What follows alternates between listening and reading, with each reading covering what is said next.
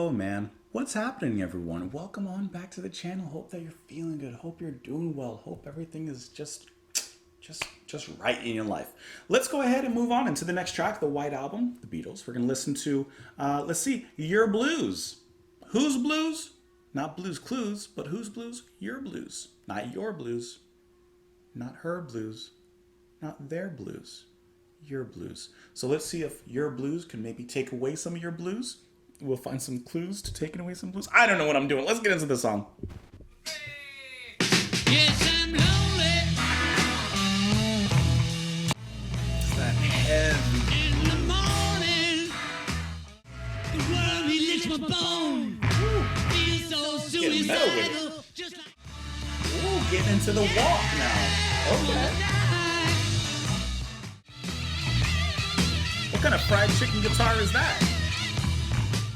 The Beatles just like delivered up on a plate, on a platter, this heavy blues track in their style. They executed excellently the way that they've executed every other style, every other genre that we've heard on this album so far, excellently, and yet with that Beatles flavor. Lennon sounds, just that raw voice, and yet it has that power, that it has that certain something. You know, people have that certain something when it comes to music, art, creativity, etc. And Lennon, the way he's delivering that is just with style.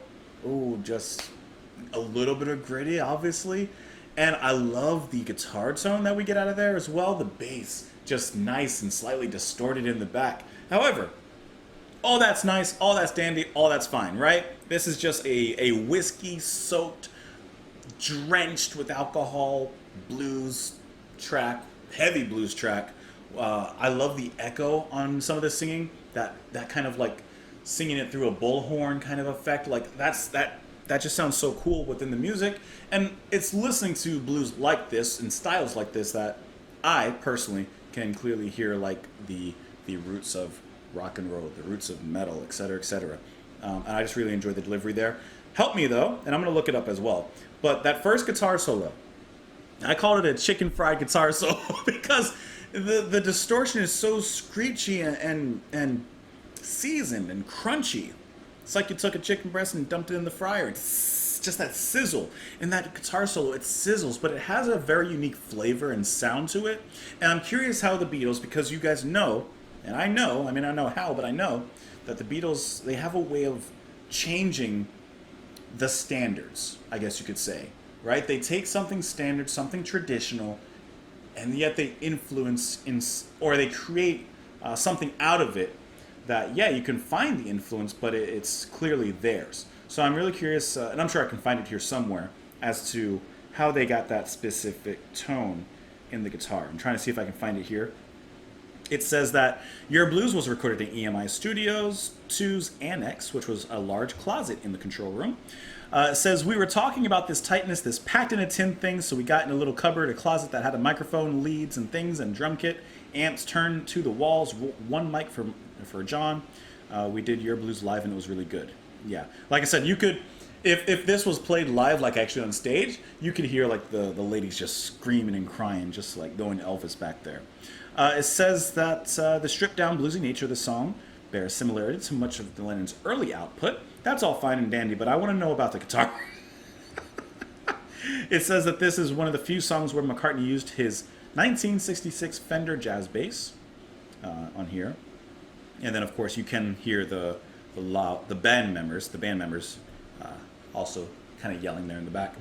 I'm trying to find something about that guitar. I'm not seeing anything, interestingly enough. I thought there would be something about the guitar sound, but maybe I'm looking too deep into it. I don't know. It just sounded very different to me, and it sounded really nice, you know, kind of unique. But I can't really find anything specifically about that guitar tone. So let's move on to the lyrics here. Yes, I'm lonely, want to die. Yes, I'm lonely, want to die. If I ain't dead already, girl, you know the reason why. You the reason why. In the morning, want to die. In the evening, want to die. If I ain't dead already, girl, you know the reason why. The lyrics can also be so dark. Like, I love the little bit of, like, not graphic, but, you know, the eagle picks my eye, the worm, he licks my bones. I feel so suicidal, just like Dylan's Mr. Jones. I'm assuming it's a reference to a Bob Dylan song. I don't know really much about Bob Dylan, and by much, like, nothing. So I can't get that reference. However, Like, I like how, yeah, we're taking a blues song which is typically built on sadness, depression, and a feeling of loss, love loss, etc. And yet it feels like we're taking this to another level. Not only the heaviness of the music itself, but even some of the lyrics here as well. Black cloud crossed my mind, blue mist around my soul. Feel so suicidal, even hate my rock and roll, even hate my art, even hate what I'm doing. Yeah, I want to die if I ain't dead already. Girl, you know the reason why. So, amidst this deep depression, amidst this dark cloud that is surrounding him, she is the reason why he is still apparently alive. She is the reason for life. So, awesome track. Let me know what you guys thought of it, though. You can let me know in the comments below. You can follow me over on Twitter. You can support the channel on Patreon. Thank you so much for being here, and I hope that you enjoy the rest of your day. Bye.